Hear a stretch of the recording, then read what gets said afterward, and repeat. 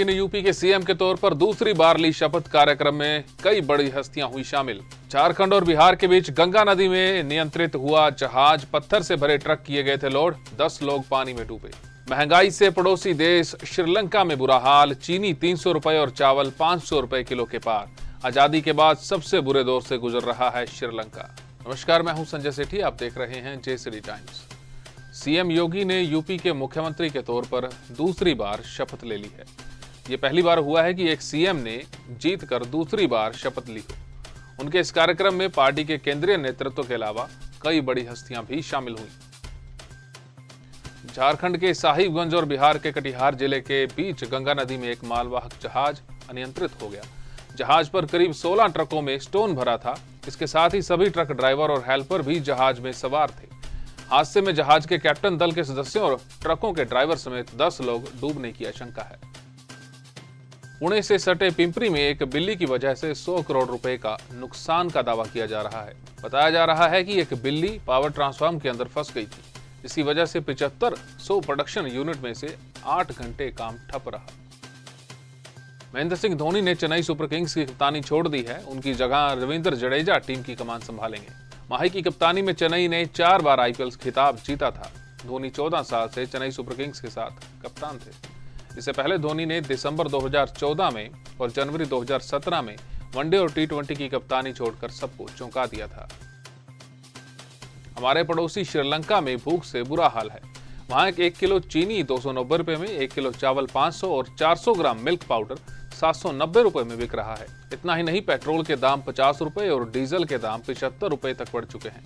1948 में आजाद होने के बाद श्रीलंका सबसे बड़े आर्थिक तंगी से गुजर रहा है। हाल ही में अमेरिका में हुई एक नई रिसर्च के मुताबिक लाइट में सोना आपकी सेहत के लिए नुकसानदायक हो सकता है। स्टडी में पाया गया है कि थोड़ी सी भी लाइट आंखों में घुसकर आपके हार्ट रेट और ब्लड शुगर लेवल को बढ़ा सकती है, यानी इससे दिल की बीमारी और टाइप 2 डायबिटीज हो सकती है। चुनाव आयोग की ओर से मतदाता जागरूकता अभियान के तहत जारी एक प्रतियोगिता को लेकर जेसीडी मेमोरियल कॉलेज में एक जागरूकता व्याख्यान का आयोजन किया गया। इसमें पीपीटी के माध्यम से विद्यार्थियों को चुनाव आयोग की प्रतियोगिताओं के बारे में जानकारी दी गई। इस दौरान नोडल ऑफिसर अमरीक सिंह की अगुवाई में प्राध्यापक सोमवीर सिंह ने बच्चों को बताया कि किस तरह से चुनाव आयोग की वेबसाइट पर जाकर अलग अलग तरह की प्रतियोगिताओं में भाग लिया जा सकता है। जेसीडी विद्यापीठ के शिक्षण महाविद्यालय सिरसा में रेड रिबन क्लब के तत्वाधान में विश्व क्षय रोग दिवस 2022 के मौके पर एक व्याख्यान और पोस्टर मेकिंग प्रतियोगिता का आयोजन किया गया। कार्यक्रम की अध्यक्षता जेसीडी शिक्षण महाविद्यालय के प्राचार्य डॉक्टर जयप्रकाश की ओर से की गई। मिस्टर राकेश कुमार, मिस्टर पवन कुमार राष्ट्रीय स्वास्थ्य मिशन के तहत जिला नागरिक अस्पताल से विशेष तौर पर उपस्थित रहे। जेसीडी की प्रबंध निदेशक डॉक्टर शमीम शर्मा ने कहा कि वक्त रहते इस रोग की जानकारी लेकर विशेषज्ञों द्वारा इलाज करवाया जाए तो ये रोग ठीक हो जाता है। अब बात आज के इतिहास की। वार्ड कनिंघम ने 25 मार्च 1995 को विकी वेब लॉन्च की थी। ये अपनी तरह की पहली वेबसाइट थी जिसे यूजर एडिट कर सकते थे। विकी वेब पर सिर्फ सॉफ्टवेयर डिजाइन पैटर्न की चर्चा होती थी। कनिंघम चाहते थे कि दुनिया के सभी प्रोग्रामर्स अपनी जानकारी को शेयर करें। तब इंटरनेट डेवलप हो रहा था, नए नए सॉफ्टवेयर्स भी सामने आ रहे थे। तब एक ऐसी साइट की जरूरत थी जो दुनिया भर के डेवलपर्स के लिए ओपन डेटाबेस का काम करे। इसके आधार पर ही विकी सॉफ्टवेयर बना, जो बाद में विकी बेस बना। इस विकी वेब ने इंटरनेट के क्षेत्र में क्रांति लाने का काम किया। इसके बाद कई विकी लॉन्च हुए।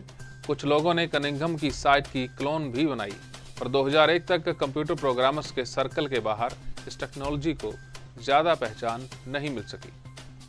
विकी वेब्स की थीम पर ही 15 जनवरी 2001 को विकीपीडिया लॉन्च हुआ। ये फ्री कंटेंट इंसाइक्लोपीडिया है जिसे कोई भी एडिट कर सकता है। सिमिलर वेब के मुताबिक आज ये दुनिया की 8वीं सबसे लोकप्रिय वेबसाइट है।